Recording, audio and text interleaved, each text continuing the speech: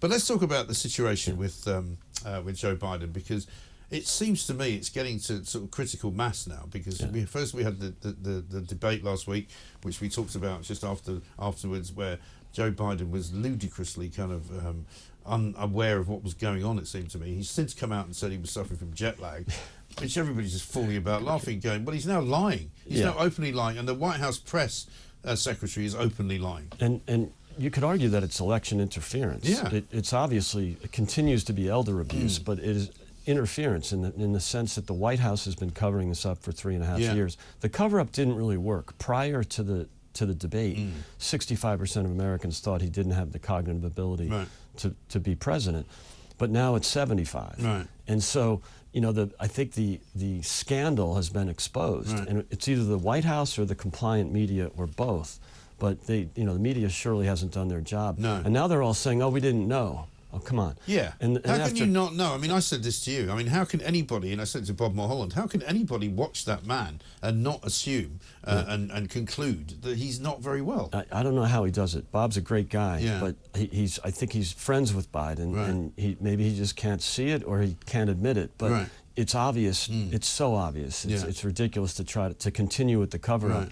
Even prior to the debate, it was ridiculous. But and I had another woman on who was a Democratic strategist, apparently called Karen somebody or other, and I saw that, and she was saying, "Oh yeah, he had a bad night." No, he didn't have a bad night, and it was disappointing. It wasn't disappointing; it was catastrophic. It's just laughable. I don't know how they say that with a straight face. And so, you know, the first thing the White House said was he had a cold. Yeah, sure. And then he, you know, minutes later, he's shaking hands and working the crowd at a pancake house.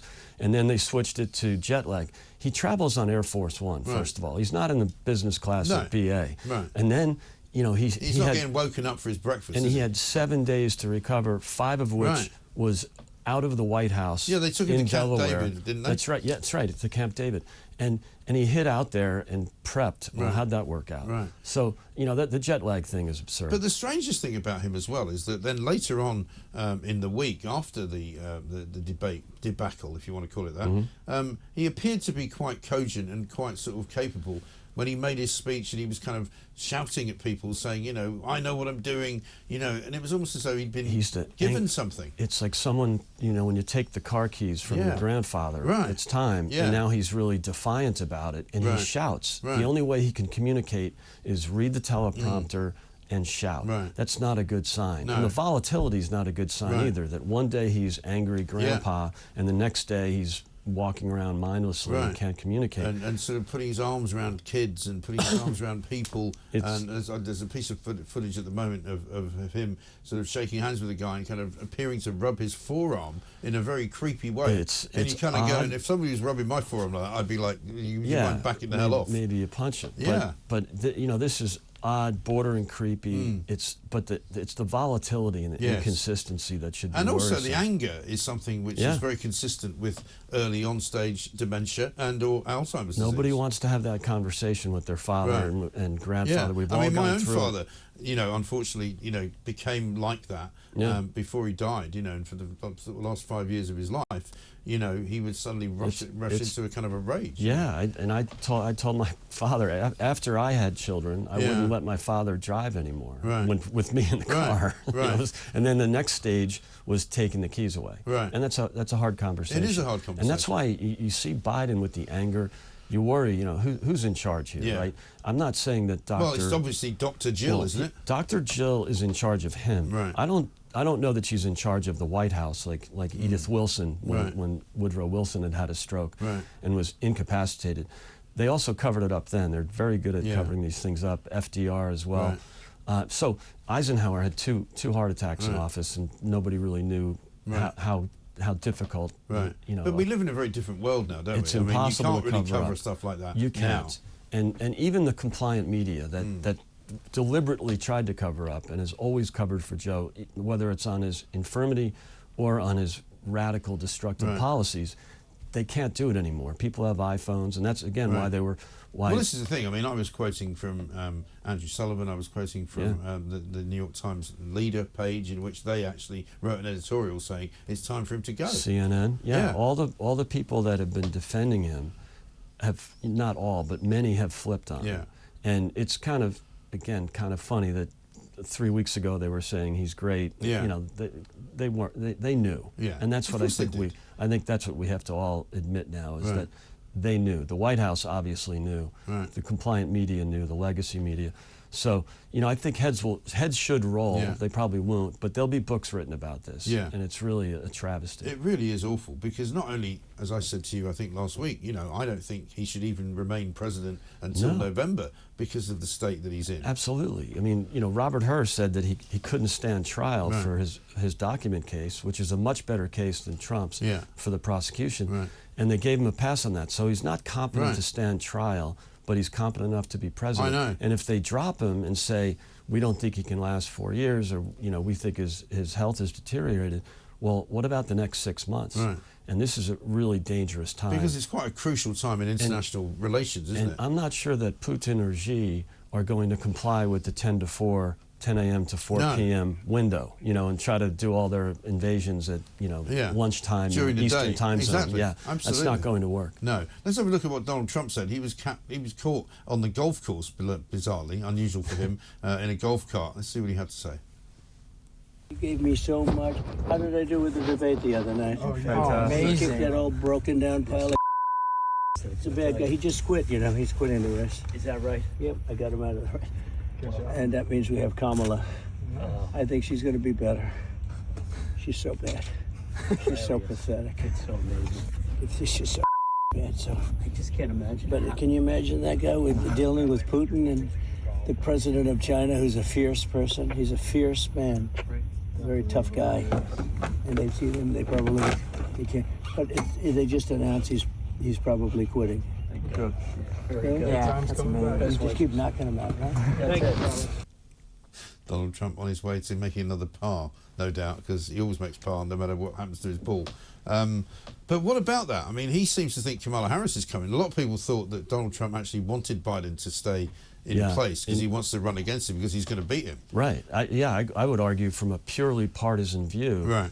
You know, I want him to stay. Yeah. I don't think it's good for the country. I surely don't think it's good for the two-party system to only have one legitimate candidate.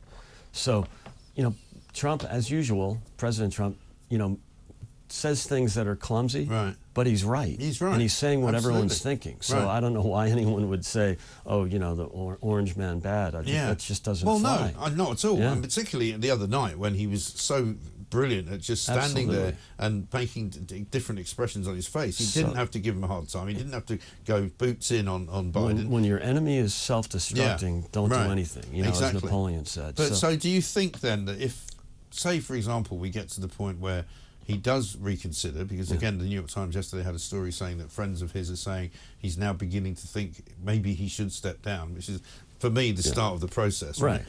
So maybe by the end of next week, we have him actually saying that he is going to step down. Do they have to give it to Kamala Harris? They don't have to. And I think. But how do they avoid it, I suppose, is my question. I think it'd be a mistake. Right. You know, now there's an argument that discouraging the first vice president that was a woman of color, all the DEI business, you know, that was a failure. And it sort of peaked in 2020. So I don't know that that will be as big of an issue. It will be awkward. There's no doubt about it. But they don't have to give this to Kamala. And if they were smart, they would bring someone else in. Because she polls worse than... And there is a sense, isn't there, at the moment, that the Democratic kind of, the squad and all those people like AOC... They will go berserk. They've kind of lost a bit of their traction. They're not as powerful as they used to be. No, you're right. One of them lost in a primary a few weeks ago, Bauman. So, you know, look, if they were smart, they would choose somebody else. Kamala is doing a little better. You know, after the debacle, debate debacle, her numbers went up a little bit. So she does poll almost as well as Biden. That's not saying much. But there's others that, with a little name recognition, with a little press, will be much better than Kamala. But will they have she's time? Guaranteed to lose. Will they have time to raise any money? I mean, you think, because that's the other problem for Biden. There's plenty of money, right? The Democrats are much better at fundraising than the Republicans. So they'll outraise Republicans regardless of who the candidate is. The Biden campaign money can be given to the DNC, the Democratic National Committee, and they can spend it the way they want. So that, I don't think that's an issue. That's kind of an excuse. But isn't the Biden money beginning to dry up, though? Aren't people saying we're not going to give you any more money? And that's might be one of the motives for him to shut it down. When the donors start to flee, it doesn't mean they'll flee the party. They'll flee Biden. If they replace him, they'll be back, and they will do their best. They have a voting registration machine or a ballot harvesting machine. So I don't think they really care who the candidate is in many ways. If they have the ballot harvesting in place in Michigan, Wisconsin, Pennsylvania, they have a chance, regardless of whether it's Biden or anybody else. So there's a lot of moving parts here, but I'm with you, Mike. I think this happens in the next few weeks. It's unsustainable at this point. They had this family getaway in Delaware last weekend. Well, why would you do that? You know, if it's and also he's now apparently taking advice from Hunter. You know, who may or may not be smoking the crack pipe every 3 hours. Yeah, that is not advisable, right? And I mean, you'd think he'd sort of distance himself. I know that you know, he's a loving father and all that, but come on, this is a disaster right now. The Biden White House is a disaster. So no, I think they'd be better off. And remember, there is plenty of time. You know, prior to 1972, the candidates were decided at the convention. Right. And they could actually replicate that model. Well, I was under the impression that's maybe what would have happened, but I don't now see a way where Biden goes into the convention as the candidate. No. I think he's got to pull it before then. Yeah, they have to, and because the convention it will be much more productive if they have either they know who the candidate is, but more likely they know who the short list is, and they can have that debate at the convention and decide. You know, in 1968, it got a little messy in Chicago. And we don't want to see that again. I hope not. But really, that's how they used to choose candidates. You know, they had primaries, but they weren't necessarily binding, and not all the states did them. So they went to the convention, and the delegates got in a room, smoke-filled room, and decided who the best candidate was. It's probably the advice I would give the Democrats. Yeah, they definitely need some help. There's no question about that. But I'll tell you what we're going to do, Greg, just because it is Independence Day, and because we're also asking questions about our own national anthem, not because we don't like it, but because we're not sure it works for the England team. Have a listen to this.